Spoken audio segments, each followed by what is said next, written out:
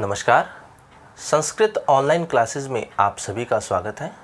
पिछली क्लास में हमने कारक प्रकरण में चतुर्थी विभक्ति के कुछ सूत्रों के ऊपर हमने चर्चा की थी। आज हम जो हमारे आगे के बचे हुए पद सूत्र हैं उनको लेकर के हम चर्चा करेंगे। तो आइए शुरू करते हैं। आज जो हमारा चतुर्थी विभक्ति के अंतर्गत जो सूत्र है वह है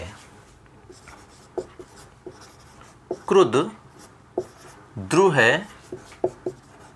ईर्ष्या, असूये अर्थानाम। क्रुद्ध, द्रुह, ईर्ष्या, असूय अर्थानाम यम प्रति कोपः। सूत्र है हमारा क्रुद्ध, द्रुह, ईर्ष्या, असूय अर्थानाम यम प्रति कोपः। तो ये सूत्र क्या कहता है कि क्रुद्ध धातु, द्रुह धातु, ईर्ष्य धातु और है असूय धातु।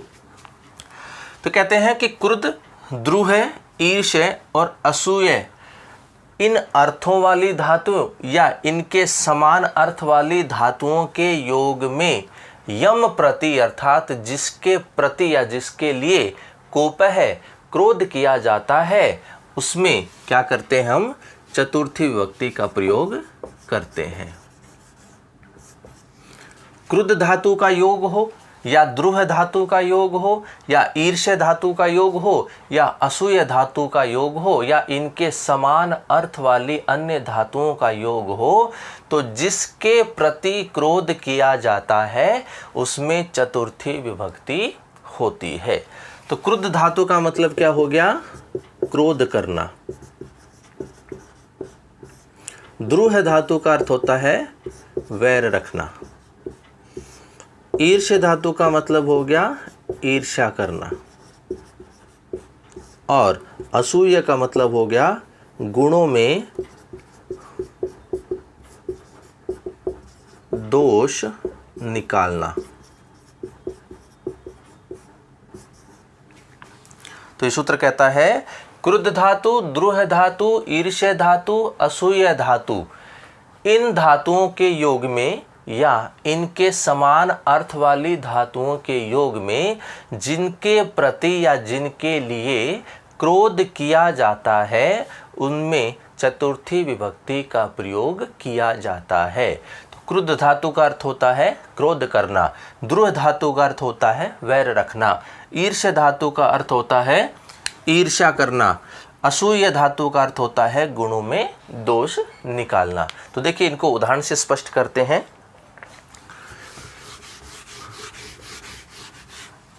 उदाहरण है हरये क्रुध्यति, हरि पर क्रोध करता है। तो यहां देखिए इस वाक्य में इसका अर्थ होता है हरि पर क्रोध करता है या हम कहें हरि के लिए क्रोध करता है। तो यहां देखिए क्रुद्ध धातु का क्या हुआ है, प्रयोग हुआ है। तो ये सूत्र भी कहता है कि क्रुद्ध धातु का योग होने पर, तो क्रुद्ध धातु का प्रयोग है और यहाँ क्रोध किस पर किया जा रहा है, तो देखिए अर्थ में स्पष्ट दिखाई दे रहा है कि वह हरि पर क्या कर रहा है, क्रोध कर रहा है। तो यहाँ क्रुद्ध धातु का जो प्रयोग है ये हरि के लिए प्रयुक्त हुआ है। तो यहाँ हम क्या करेंगे, हरिवाचक जो शब्द है, क्योंकि जो कोप है अर्थात क्रोध हरि पर किया जा रहा है, तो इस वाचक शब्द में इस सूत्र की सहायता से चतुर्थी विभक्ति का प्रयोग हम करेंगे। और हरि जो शब्द होता है उसका चतुर्थी विभक्ति एक वचन क्या होता है, हरये होता है। इसलिए क्रुद्ध धातु का योग है और हरि पर क्रोध किया जा रहा है, तो इस सूत्र की सहायता से हरिवाचक शब्द में चतुर्थी विभक्ति का प्रयोग करेंगे। इसी प्रकार अगला देखिए, हरये द्रुह्यति, हरि से वैर करता है, वैर रखता है। तो यहाँ देखिए द्रुह धातु का प्रयोग हुआ है और वैर किसके प्रति हो रहा है, हरि के प्रति हो रहा है। इसलिए हरिवाचक शब्द में इस सूत्र की सहायता से हम क्या कर देंगे, चतुर्थी विभक्ति का प्रयोग करेंगे। इसी प्रकार देखिए अगला उदाहरण, हर्ये ईर्ष्यति, हरि से ईर्ष्या रखता है। तो यहाँ देखिए ईर्ष्य धातु का प्रयोग हुआ है, तो यहाँ ईर्ष्या किसके प्रति हो रहा है, वह हरि के प्रति हो रही है ईर्ष्या। इसलिए इस सूत्र की सहायता से हरि शब्द में हम चतुर्थी विभक्ति का प्रयोग करेंगे। और इसी प्रकार से हर्ये असूयति, तो यहाँ देखिए असूय धातु का प्रयोग हुआ है, अर्थात इसका अर्थ क्या हुआ, हरि में दोष निकालता है। तो असूय धातु का प्रयोग है, तो दोष किस में निकाले जा रहे हैं, हरि में निकाले जा रहे हैं। इसलिए हरिवाचक शब्द में इस सूत्र की सहायता से हम क्या करेंगे, चतुर्थी विभक्ति का प्रयोग करेंगे और ये बन जाता है हर्ये। तो ये सूत्र क्या कहता है, क्रुद्ध धातु, द्रुह धातु, ईर्ष्य धातु और असूय धातु, इन धातुओं के प्रयोग में या इनके समान अर्थ वाली धातुओं के प्रयोग में जिसके प्रति क्रोध किया जाता है उसमें चतुर्थी विभक्ति का प्रयोग होता है। तो क्रुद्ध धातु होती है उसका अर्थ होता है क्रोध करना, द्रुह धातु जो होती है उसका अर्थ होता है वैर रखना, ईर्ष्या धातु का मतलब होता है ईर्ष्या करना और असूय धातु का अर्थ होता है गुणों में दोषों को निकालना। तो इन धातुओं के योग में जिसके प्रति कुछ होगा, जिसके प्रति क्रोध किया जाएगा, जिसके प्रति वैर होगा, जिसके प्रति ईर्ष्या होगी, जिसके गुणों में दोष निकाले जाएंगे, ऐसे वाचक शब्द में हम चतुर्थी विभक्ति का प्रयोग करते हैं। तो जिस प्रकार हमने इन उदाहरणों से इस सूत्र को स्पष्ट किया है। अगला जो सूत्र है वो देखिए इसी से संबंधित है लेकिन इससे थोड़ा अलग है।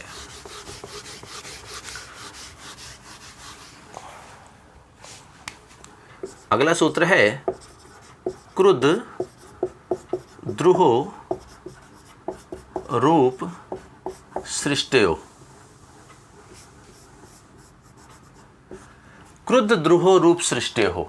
अब देखिए सूत्र क्या कहता है, देखिए हम इसको अलग करें, उपसृष्ट। उपसृष्ट का मतलब यहां पर है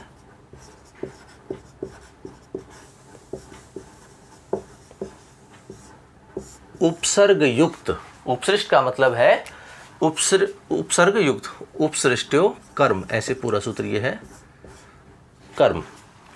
तो ये सूत्र क्या कहता है कि उपसर्ग युक्त क्रुद्ध धातु या द्रुह धातु आदि का योग होने पर जिसके प्रति क्रोध किया जाता है उसमें कर्म संज्ञा होती है। अभी हमने देखा था कि क्रुद्ध धातु और द्रुह धातु के योग में हम कौन सी विभक्ति कर रहे थे, चतुर्थी विभक्ति हम कर रहे थे। लेकिन देखिए यहाँ स्थिति बदल गई है। यदि क्रुद्ध धातु और द्रुह धातु किससे युक्त हो, उपसर्ग से युक्त हो, अर्थात द्रुह धातु या क्रुद्ध धातु से पहले कोई उपसर्ग लगा हो और जिसके प्रति क्रोध किया जा रहा है तो उसमें हम चतुर्थी न करके क्या करेंगे, उसमें कर्म संज्ञा करेंगे और जिसमें कर्म संज्ञा होती है उसमें द्वितीय विभक्ति होती है। तो देखिए इसको उदाहरण से स्पष्ट करते हैं। उदाहरण है क्रूरम अभिक्रुध्यति। क्रूरम अभिक्रुध्यति, तो देखिए वाक्य क्या है, क्रूर पर क्रोध करता है। इसका अर्थ हो जाएगा क्रूर पर क्रोध करता है या क्रूर के प्रति क्रोध करता है। तो यहाँ देखिए क्रुद्ध धातु का प्रयोग है लेकिन क्रुद्ध धातु से पहले देखिए क्या है, अभी, अभी उपसर्ग लगा हुआ है, ये क्या है हमारा उपसर्ग है।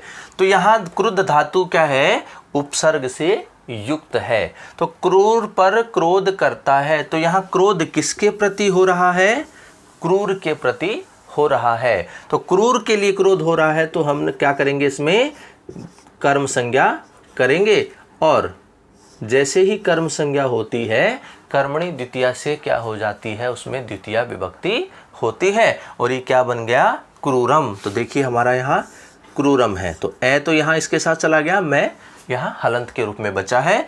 तो क्रूरम जो कि क्या होती है, द्वितीय विभक्ति के रूप में यहाँ लिखा हुआ है। तो ये जो सूत्र है ये क्या कहता है कि उपसर्ग युक्त क्रुद्ध धातु एवं द्रुह धातु आदि के योग में जिसके प्रति क्रोध किया जाता है उसकी कर्म संज्ञा होती है। और जिसमें कर्म संज्ञा होगी उसमें कौन सी विभक्ति हो जाएगी, द्वितीय विभक्ति हो जाएगी। तो उदाहरण था हमारा क्रूरम अभिक्रुध्यति। तो यहाँ इस वाक्य में क्रुद्ध धातु का प्रयोग है, लेकिन वो कैसा है, उपसर्ग अभि उपसर्ग से युक्त है। इसलिए जिस पर क्रोध किया जा रहा है अर्थात क्रूर पर क्रोध किया जा रहा है, तो इस सूत्र की सहायता से क्रूरवाचक शब्द में हम क्या करेंगे, कर्म संज्ञा करेंगे। और कर्मणि द्वितीय सूत्र की सहायता से हम उसमें द्वितीय विभक्ति का प्रयोग करेंगे। तो इस प्रकार से ये शब्द बनता है क्रूरम अभिक्रुध्यति। आगे देखिए, अगला जो हमारा सूत्र आता है वो देखिए,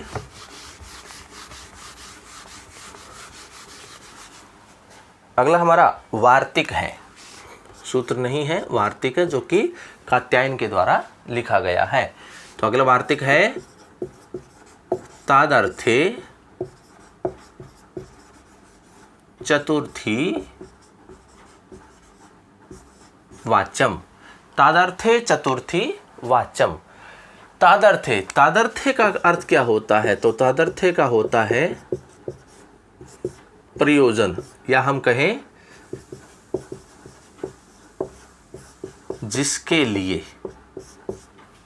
या किसी प्रयोजन के लिए अगर कोई काम किया जाता है तो उसमें हम क्या करते हैं, चतुर्थी वाच्यम, अर्थात उसमें चतुर्थी विभक्ति कही जाएगी। किसी प्रयोजन से हम यदि कोई कार्य कर रहे हैं तो उस प्रयोजनवाची शब्द में चतुर्थी विभक्ति का प्रयोग होता है। किसी के लिए, जिसके लिए हम कोई काम करेंगे वह क्या हो जाएगा, हमारा प्रयोजन होगा। और प्रयोजन जो होगा उस प्रयोजनवाची शब्द से हम क्या करेंगे, चतुर्थी विभक्ति का प्रयोग करेंगे। तो जैसे मुक्तये हरिम भजति। मुक्तये हरिम भजति। तो यहाँ देखिए इस वाक्य का क्या अर्थ हो गया, मुक्ति के लिए हरि को भजता है, अर्थात हरि का भजन करता है। किसके लिए, मुक्ति के लिए। तो यहाँ देखिए इस वाक्य में हमें प्रयोजन दिख रहा है, कोई करता है अर्थात कोई भक्त है वह हरि का भजन कर रहा है, लेकिन वह क्यों कर रहा है, हरि का भजन क्यों करता है, उसका प्रयोजन क्या है हरि का भजन करना, तो उसका प्रयोजन है मुक्ति प्राप्त करना। तो यहाँ प्रयोजन क्या है, मुक्ति। तो यहाँ इस वार्तिक की वजह से तादर्थ है चतुर्थी वाच्यम, इस वार्तिक की सहायता से क्या होगा कि जो प्रयोजनवाचक शब्द है उसमें हम क्या कर देंगे, चतुर्थी विभक्ति का प्रयोग करेंगे। और उसकी सहायता से मुक्ति जो मूल शब्द है उसमें हम चतुर्थी विभक्ति का जब हम प्रयोग करेंगे तो शब्द क्या बन जाता है, मुक्तये। तो इस प्रकार से ये शब्द बनता है। तो ये सूत्र क्या कहता है कि प्रयोजन अर्थात जिसके लिए या किसी प्रयोजन से यदि कोई कार्य किया जाता है तो उस प्रयोजनवाचक शब्द से चतुर्थी विभक्ति का प्रयोग होता है। तो इस वाक्य में मुक्तये हरिम भजति, यहाँ प्रयोजनवाचक शब्द कौन है, मुक्ति है, क्योंकि कोई भक्त है या कोई करता है वह हरि का भजन किस प्रयोजन से कर रहा है, तो उसका प्रयोजन है मुक्ति को प्राप्त करना। तो इसलिए इस वार्तिक की सहायता से इस प्रयोजनवाचक शब्द में हम चतुर्थी विभक्ति का प्रयोग करते हैं। और उदाहरण देखिए, जैसे काव्यम यश से, काव्य यश के लिए। अब कोई व्यक्ति काव्य की रचना करता है तो वह काव्य की रचना क्यों करता है, उसका प्रयोजन क्या है, तो उसका प्रयोजन क्या है, यश प्राप्त करना। कोई काव्य की रचना करेगा तो वह किस लिए करेगा, यश की प्राप्ति के लिए। तो यहाँ इस वाक्य में प्रयोजनवाचक शब्द क्या है, यश है। तो इस वार्तिक की सहायता से हम क्या करेंगे, इसमें चतुर्थी विभक्ति का प्रयोग करेंगे और वो क्या बन जाएगा, यश से बन जाएगा। और देखिए उदाहरण इसका, जैसे उदाहरण आता है कुंडलाय हिरण्यम, कुंडल बनाने के लिए स्वर्ण, कुंडल बनाने के लिए स्वर्ण। तो जो स्वर्ण होता है, सोना जो होता है, उसका प्रयोजन क्या होता है? तो उसका प्रयोजन होता है आभूषण का निर्माण करना। तो कुंडल आदि जो आभूषण है उनका निर्माण करना ही स्वर्ण का होता है प्रयोजन। तो यहाँ इस वाक्य में प्रयोजन क्या है हमारे पास? कुंडल है, कुंडल आदि हैं। तो यहाँ इस वार्तिक की सहायता से हम इस प्रयोजनवाचक शब्द में क्या कर देंगे? चतुर्थी विभक्ति का प्रयोग करेंगे। और कुंडल शब्द में चतुर्थी विभक्ति का प्रयोग करेंगे तो क्या बन जाता है? कुंडलाए। इस प्रकार से यह शब्द बनता है। तो ये वार्तिक क्या कहता है? तादर्थे चतुर्थी वाच्यम, अर्थात किसी प्रयोजन से यदि कोई कार्य किया जाता है तो उस प्रयोजनवाची शब्द में चतुर्थी विभक्ति का प्रयोग होता है। जिस प्रकार हमने यहाँ उदाहरण से इस वार्तिक को स्पष्ट किया है। अगला सूत्र देखिए। अगला भी जो है वो हमारा वार्तिक है, जो कि कात्यायन के द्वारा लिखा गया है। तो अगला जो वार्तिक है हमारा वो है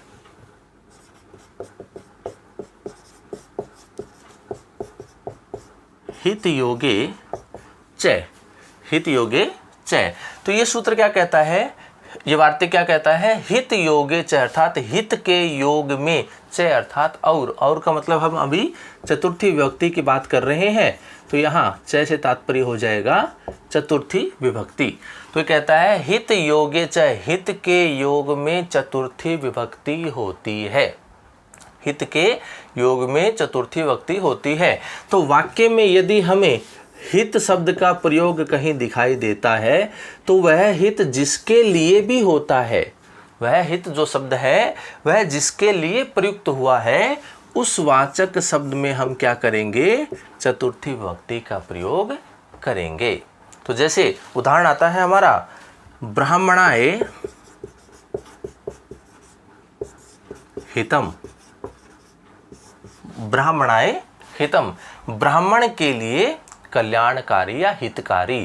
तो यहाँ देखिए इस वाक्य में हित शब्द का प्रयोग हुआ है और ये वार्तिक क्या कहता है? हित के योग में वह जो हित है वह जिसके लिए प्रयुक्त हुआ है। तो यहाँ हित किसके लिए हो रहा है? ब्राह्मण के लिए प्रयुक्त हुआ है। तो इसलिए इस वार्तिक की सहायता से इस ब्राह्मण शब्द में हम क्या करेंगे?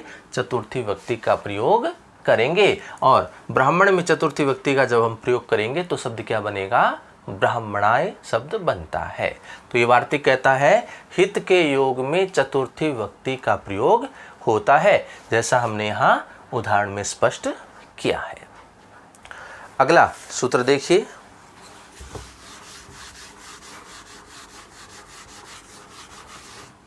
अगला सूत्र है हमारा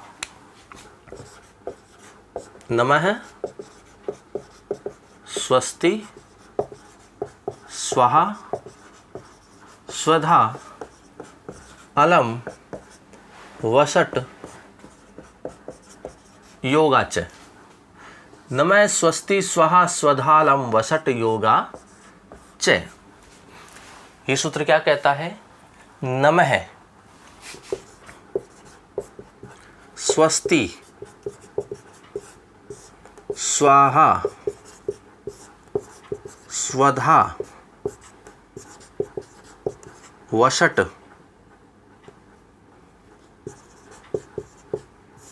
अलम, इन सभी के योग में, योगा अर्थात योग में, च अर्थात वही चतुर्थी विभक्ति की बात है। तो इन सभी के योग में चतुर्थी विभक्ति का प्रयोग होता है। सूत्र कहता है नमः स्वस्ति स्वाहा स्वधा अलम और वसट के योग में चतुर्थी विभक्ति का प्रयोग होता है। नमः का मतलब होता है नमस्कार करना, स्वस्ति का मतलब होता है कल्याण, स्वाहा अग्नि के लिए जब हम अन्न आदि देते हैं हवन कुंड में तो हम स्वाहा शब्द का प्रयोग करते हैं। स्वधा पितरों के लिए यदि हम अन्न आदि प्रदान करते हैं तो हम स्वधा शब्द का प्रयोग करते हैं। वसट इंद्र आदि देव के लिए जब हम अन्न आदि देते हैं तो वहाँ वसट शब्द का प्रयोग हम करते हैं। और अलम, अलम जो है उसके दो अर्थ होते हैं। अलम जो है उसके दो अर्थ होते हैं, एक तो होता है निषेध अर्थ और एक होता है समर्थ अर्थ। निषेध अर्थ में भी अलम शब्द का प्रयोग किया जाता है और समर्थ अर्थ में भी अलम शब्द का प्रयोग किया जाता है। तो इनको हम स्पष्ट करेंगे उदाहरण से।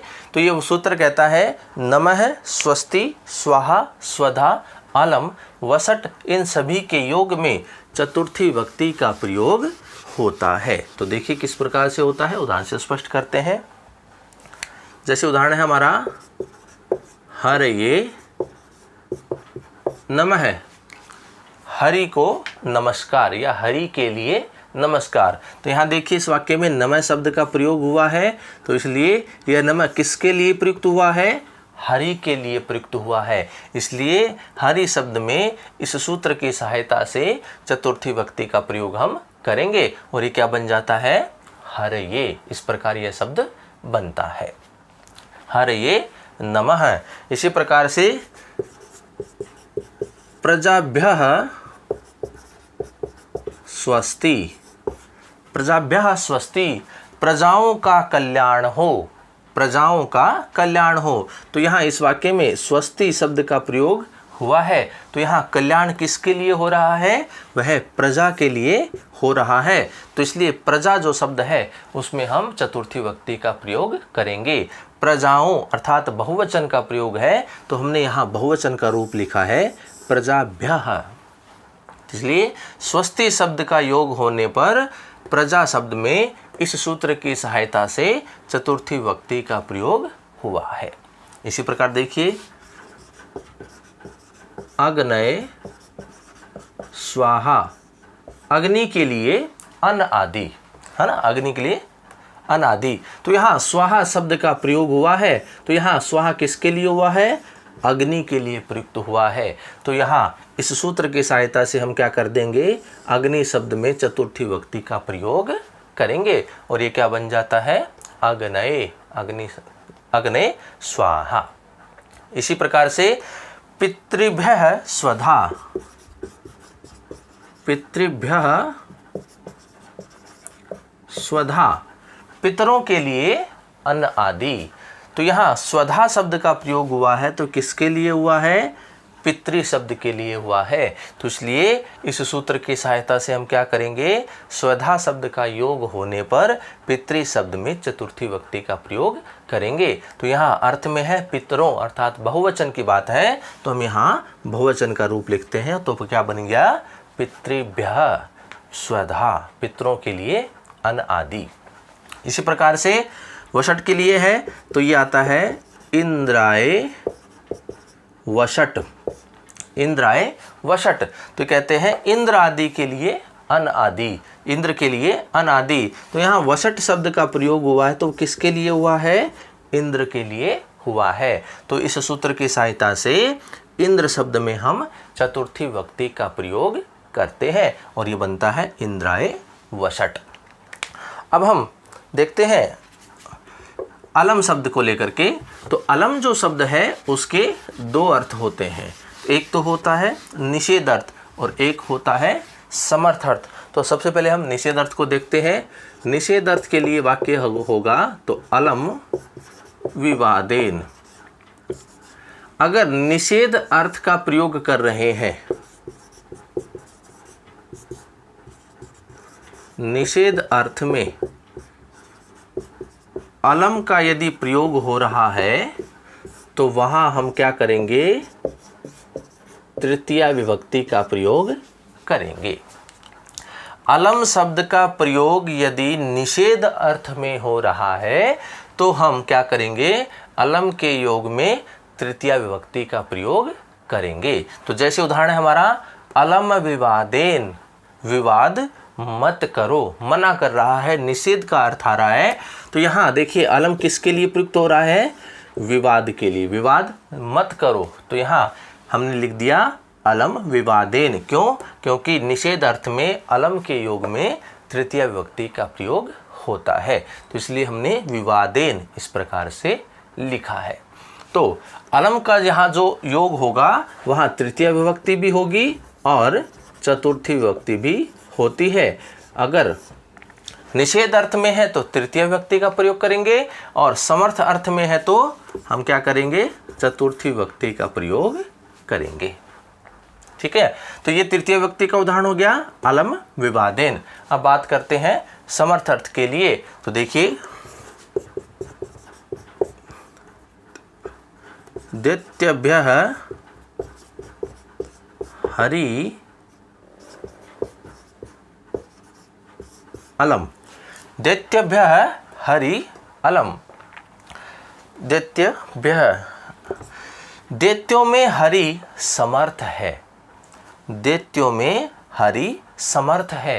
तो यहाँ समर्थ अर्थ की बात आती है तो अलम शब्द का यदि प्रयोग है तो वहाँ किसके लिए प्रयुक्त हुआ है, दैत्यों के प्रति हो रहा है। तो यहाँ कौन सी विभक्ति का प्रयोग करेंगे, हम चतुर्थी विभक्ति का प्रयोग करेंगे और वो क्या बन जाता है, दैत्यभ्यः बनता है। तो यहाँ अलम जो शब्द है उसके दो अर्थ होते हैं, एक तो निषेध अर्थ होता है, एक समर्थ अर्थ होता है। यदि निषेध अर्थ के प्रयोग में हम यदि अलम का प्रयोग करते हैं तो तृतीय विभक्ति का प्रयोग हम करते हैं, और यदि समर्थ अर्थ का प्रयोग हमें करना है और अलम शब्द का प्रयोग हो रहा है तो हम चतुर्थी विभक्ति का प्रयोग करेंगे, जिस प्रकार हमने इन उदाहरण में इसको स्पष्ट किया है। तो ये जो सूत्र है नमः स्वस्ति स्वाहा स्वधा अलम वसट योगाच, ये सूत्र कहता है नमः के योग में, स्वस्ति के योग में, स्वाहा के योग में, स्वधा के योग में, अलम के योग में और वसट के योग में चतुर्थी विभक्ति होती है। इसी प्रकार एक नियम आता है, इसी से संबंधित है, यदि नमः शब्द के साथ कोई क्रिया आए तो चतुर्थी विभक्ति न होकर